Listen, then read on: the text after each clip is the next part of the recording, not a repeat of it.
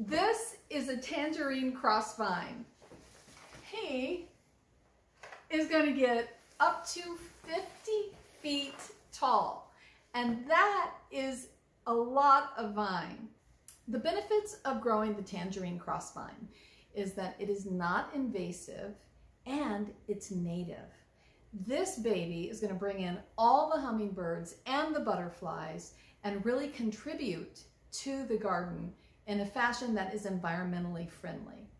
This is a good thing, both for your health and the environment's health.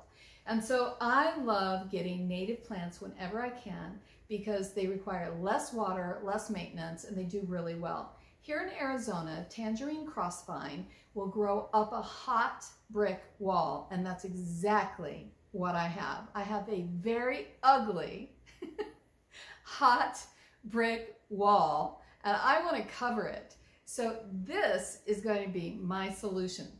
When I plant this vine, I'm going to use a little bit of amended soil. I'm mixing in Beyond Peat garden soil in the potting hole.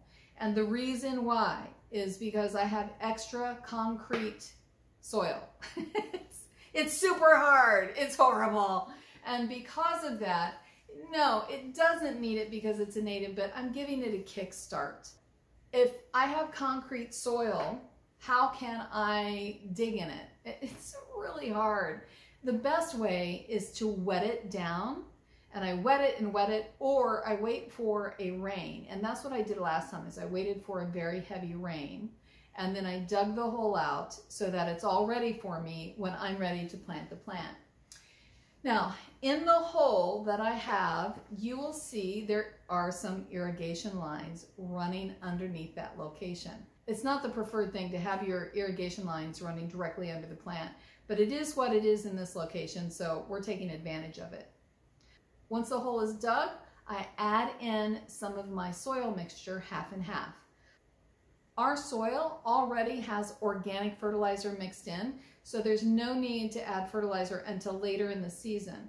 And I usually, with my vines, fertilize 3 to 4 times per year in order to get the best oomph from the plants that I possibly can.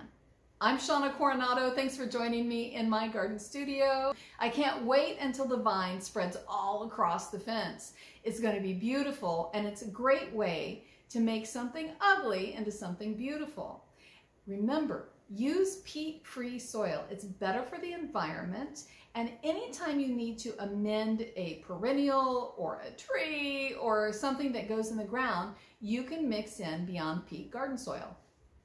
Until next time.